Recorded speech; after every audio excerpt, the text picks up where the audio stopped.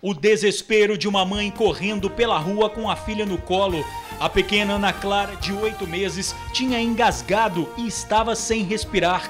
Mas no caminho encontrou um anjo, o soldado caçoto da PM, que fez os primeiros socorros.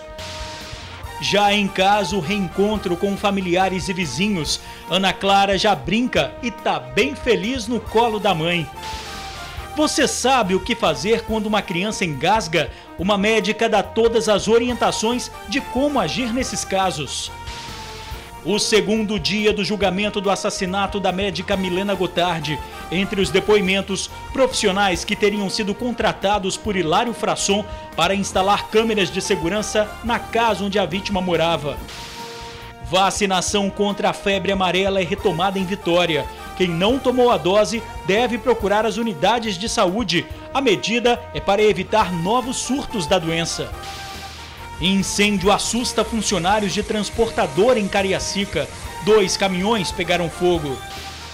E salários atraentes e a tão sonhada estabilidade profissional. A disputa por uma vaga nos concursos públicos é grande. Alguns já estão com inscrição aberta.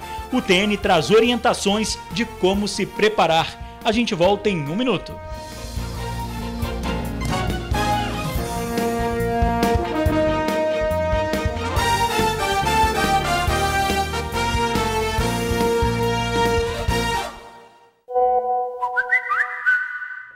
Olá, boa noite. O Tribuna Notícias, segunda edição, começa hoje com a imagem do alívio. A dona Juliana em casa com a filha de 8 meses no colo. Mas a história quase termina em tragédia. A pequena Ana Clara não estava respirando. A mãe saiu desesperada pela rua pedindo socorro. Um policial militar de folga ouviu a confusão e foi ajudar. Juliana sentiu na pele ontem o maior medo de toda mãe, o de perder um filho. Um dia para esquecer e uma cena que nunca vai sair da memória. Abriu um buraco, minha filha morreu. E o desespero, só isso. E eu vendo hoje, parece que voltou tudo, entende? Porque eu tenho 2 e a Ana tá ali. É tudo. As imagens são assustadoras. Ela entra no estabelecimento com a pequena Ana Clara, de 8 meses, no colo, desacordada. A bebê estava engasgada, resultado de uma convulsão por causa de uma febre alta. Juliana conta que a filha começou a ter febre na madrugada de terça-feira e logo foi medicada. Ela começou bem quente, aí eu pedi meu esposo o termômetro, medi a febre, aí foi 38,5. Aí eu dei um paracetamol para ela tomar, né? Aí dei banho, abaixou a febre dela, ela chegou a dormir e acordou 9 e pouco da manhã. Acordou sem febre, sem nada. Aí dei almoço a ela, a papinha dela, dei outro banho, que ela é muito calorenta, né? Dei outro banho, botei ela para dormir e ela acordou 2h30. Peguei ela, botei no desenho que ela gosta e de repente ela começou a entortar. E foi assim, no colo da mãe, que Ana Clara teve uma convulsão e engasgou. Começou a babar e virando o olho e perdendo a noção. Juliana contou com a ajuda de Maria Vitória, que precisou agir como adulta, mesmo tendo apenas 7 anos. Ao ver a irmã daquele jeito, fez tudo o que podia naquela hora. Minha mãe saindo correndo, eu fui lá atrás da minha mãe falou assim: pega a chave, eu fui lá e peguei. Aí depois minha mãe saiu gritando socorro. Eu tava muito mesmo chorando. Aí eu falei, minha irmã vai morrer, tô com muito medo. Juliana estava sozinha em casa com as 2 filhas no momento em que a mais nova começou a passar mal. Desesperada, ela pegou Ana Clara no colo e saiu aqui pela rua gritando por socorro.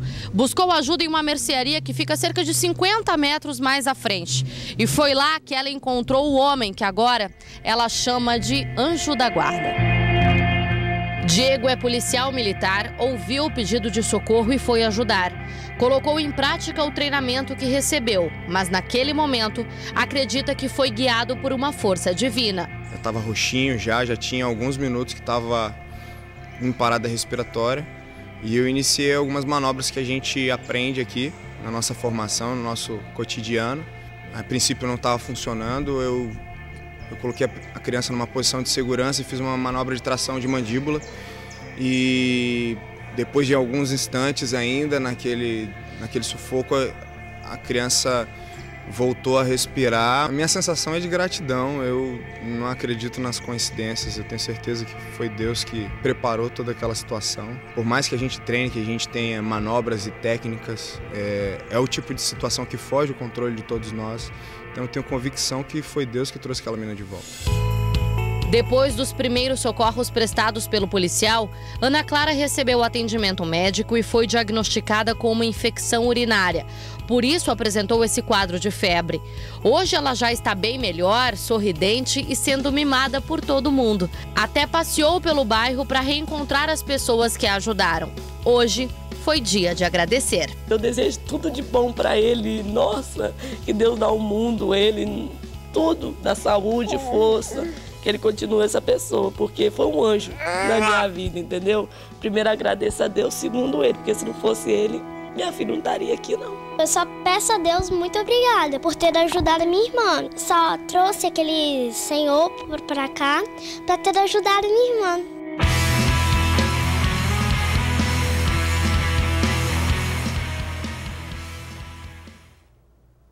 Final feliz, graças a Deus, né? E uma médica ensina agora como se deve agir quando uma criança fica engasgada com alimentos ou bebidas. São imagens que mostram o desespero da mãe na hora do socorro. Quem prestou ajuda foi um policial militar que ouviu os gritos da mulher. Ele realizou procedimentos que salvaram a vida da criança. Eu estava roxinho já tinha alguns minutos que estava em parada respiratória. E eu iniciei algumas manobras que a gente aprende aqui na nossa formação, no nosso cotidiano. A princípio não estava funcionando, eu coloquei a criança numa posição de segurança e fiz uma manobra de tração de mandíbula. E depois de alguns instantes ainda, naquele sufoco, a criança voltou a respirar. Segundo o pai do bebê, a menina de apenas 8 meses estaria com infecção urinária e com o aumento da temperatura do corpo teria tido uma convulsão. Com isso, ela engoliu saliva, engasgou, começou a sufocar e desmaiou. Bom, a partir de agora, a doutora Bruna vai mostrar pra gente quais são algumas manobras necessárias para salvar a vida de uma criança caso ela engasgue. Né, doutora? Então a primeira posição é essa, né? Deixar a criança de bruços com a boca voltada para baixo. Isso, na verdade, assim, a tosse não é mais eficaz. A criança já mudou a coloração, ficou roxa, toda molinha. A gente já posiciona de barriga para baixo, de preferência no antebraço, a gente chama de posição de acavalgamento, como se estivesse mesmo montada. A mão segurando a mandíbula para que fique inclinada para baixo e facilite a expelir, né, qualquer substância que esteja obstruindo a via aérea. E a gente vai desferir ou aplicar, né, 5 golpes com a região do calcanhar da mão, que a gente chama de região hipotenar, entre as escápulas, que são os ossos maiores das costas.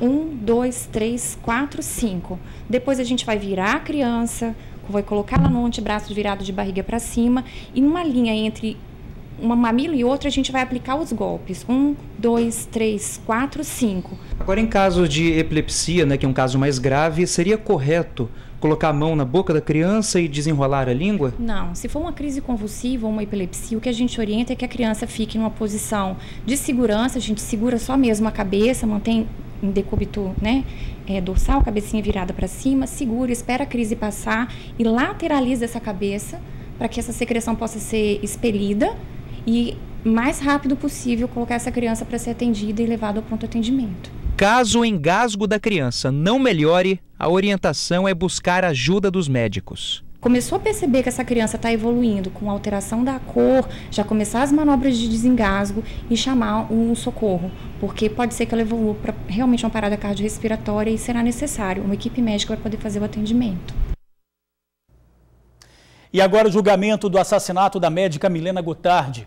Entre os depoimentos, profissionais que teriam sido contratados por Hilário Frasson para instalar câmeras de segurança na casa onde a vítima morava.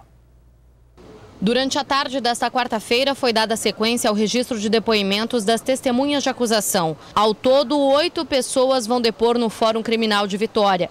Entre elas estão amigos de Milena Gotardi, médicos, vizinhos e profissionais que teriam sido contratados por Hilário para instalar câmeras de segurança na casa onde a vítima morava. Durante a manhã foram ouvidas 3 pessoas e até às 5 horas da tarde mais 2. Esses 5 primeiros depoimentos não foram acompanhados pelos réus, já que as testemunhas pediram para que eles não estivessem presentes na sala. Os acusados foram encaminhados para as celas, onde permaneceram até agora quase 5h30 da tarde. Os 3 últimos depoimentos devem sim ser acompanhados pelos acusados, já que as testemunhas não se opuseram à presença deles. Advogados dos acusados chegaram cedo ao fórum. A defesa de Hilário Frasson, marido da médica e apontado como o mandante do crime, disse que seguirá uma única estratégia. O Hilário transmite que não participou desses fatos e é com essa linha que se vai trabalhar. Uma coisa que ficou clara é que ninguém da família afirmou que Hilário agredia Milena. A defesa de Jonathan Alves, apontado como executor de Milena, tem como base a contribuição do acusado durante o processo. Ele está colaborando desde o início. O delegado confirmou de que foi o Jonathan que levou a equipe de policiais onde estava a moto. Ou seja, não havia nenhuma identificação dos demais partícipes, nem coautores desse crime antes da prisão do Jonathan. Então isso tudo foi importante para o Jonathan para poder comprovar aquilo que nós já estamos dizendo, que a colaboração dele no esclarecimento dos fatos do inquérito policial foi determinante para a identificação dos demais partícipes e autores desse crime. Ontem, os depoimentos encerraram quase à meia-noite. Marcele Cruz, amiga de Milena, foi ouvida no primeiro dia de audiência. Ela saiu do fórum visivelmente emocionada e disse estar aliviada. Eu nunca na minha vida pensei que eu fosse passar por isso, mas eu estou aliviada. A minha sensação de alívio, nada vai trazer minha amiga de volta. Essas testemunhas vêm a somar o conjunto probatório que já existe nos autos, a farta prova técnica indicando a autoria, a materialidade de todos os acusados, só que a defesa também indicou testemunhas que residem fora da comarca de Vitória. Essas testemunhas serão ouvidas por carta precatória, é um procedimento comum para quem não reside na comarca onde o processo tramita. Após o retorno dessas cartas precatórias, provavelmente o juiz vai indicar dia e hora para que os acusados sejam interrogados. Outras 2 audiências estão previstas para os dias 30 e 31 de janeiro. Serão ouvidas as testemunhas de defesa dos acusados. Retomada a vacinação contra a febre amarela em Vitória. Quem ainda não se vacinou contra a doença deve tomar a dose. A vacinação será realizada das 8 da manhã às 5 da tarde em 26 unidades de saúde da capital. A medida foi tomada após registro da febre amarela em estados vizinhos ao Espírito Santo. A vacina também é recomendada para quem for viajar para países considerados áreas de risco, como Bolívia, Colômbia, Peru e Equador. A mãe viciada em drogas não acompanhava o dia a dia da filha de 8 anos. O companheiro dela se aproveitou da situação e abusava da enteada.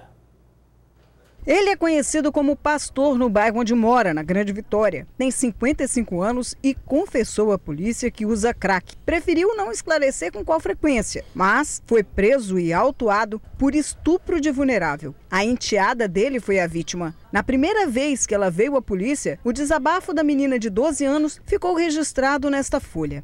Amor é um sentimento que tiraram de mim, sem dó nem piedade, como que eu fosse um objeto sem sentimentos. Neste texto está o resumo de 4 anos de abuso que teriam começado aos 8 anos de idade. Ela estudava de manhã e no período vespertino ficava sozinha com o acusado. Nesse momento, então, aproveitando-se da ausência da mãe, ele violava e estuprava seguidamente essa vítima. De acordo com o delegado, a mãe da criança é usuária de drogas, vício que a deixava ausente de casa e facilitava o assédio do padrasto. Infelizmente, ela não podia contar com a mãe, sobretudo por se tratar de uma dependente química já em um estado avançado. Ela era usuária de drogas, então ela perambulava pelas ruas e pouco comparecia em casa. Sozinha, sem apoio da mãe, constantemente ameaçada de morte, ela se defendia se trancando dentro do quarto. Mas até isso, ele tirou dela. Até como forma de defesa, eventualmente se trancava no quarto para que o violador não tivesse acesso, o estuprador não chegasse até ela.